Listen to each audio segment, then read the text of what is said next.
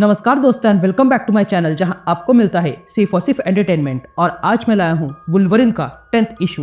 तो यार वीडियो पे नए हो तो वीडियो को लाइक कर देना और चैनल पे नए हो तो सब्सक्राइब कर देना। और साथ ही मेरे चैनल पर ज्वाइन बटन स्टार्ट हो गया है तो आप वहां से ज्वाइन कर सकते हो। और उसी के साथ अब आप मुझसे व्हाट्सएप पर जुड़ सकते हो जिसका लिंक मैं आपको डिस्क्रिप्शन में दे दूंगा। तो यार वुल्वरिन के पिछले इशू में आपने देखा कि वुल्वरिन को अचानक से एक लेटर मिल गया है जिसे उसकी माँ ने लिखा था जो सदियों पहले मर चुकी है। ये जानने के बाद वुल्वरिन पता करने निकलता है और ऐसे ही वो उस हवेली तक पहुंच जाता है जहां पर उसकी पुरानी यादें हैं।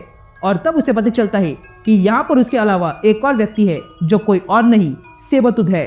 तो अब आगे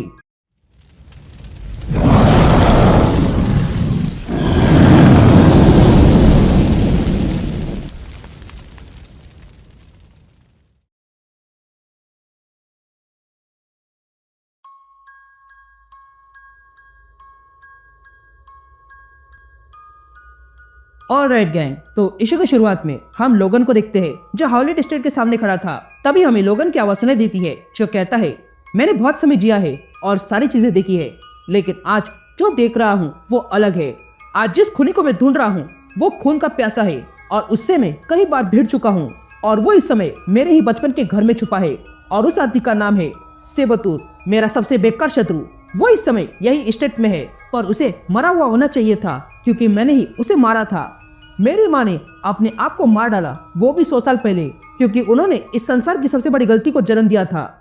लेकिन आज हालत अलग है, मुझे हार्पून और वर्टिगो को रोकना पड़ा और फिर मैं इस घर में घुस रहा हूँ ताकि अंदर जो है उसका सामना कर सकूं। पर यहाँ पर तो शांति है, यह जगह छोड़े बहुत समय हो चुका है, इसलिए यहाँ पर से बहुत बदबू आ रही है। पर इन सब के पीछे एक और स्मेल है और वो है इन ईंटों की जिसे ये महल बना है।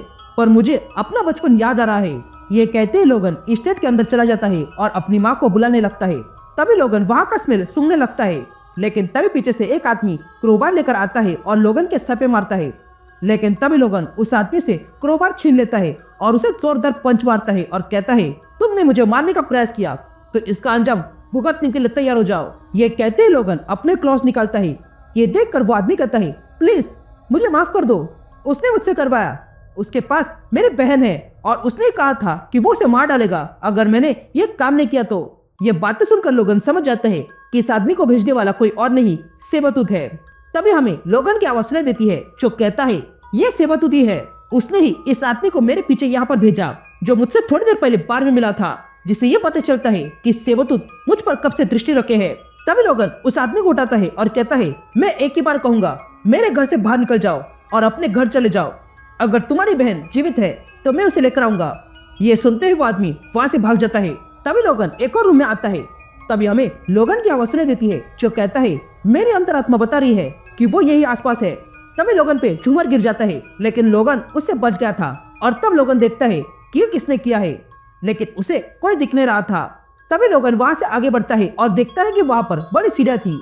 ये देखकर लोगन उन सीढ़ियों पर चढ़ने लगता है और देखता है कि वहां पर खून गिरा हुआ है।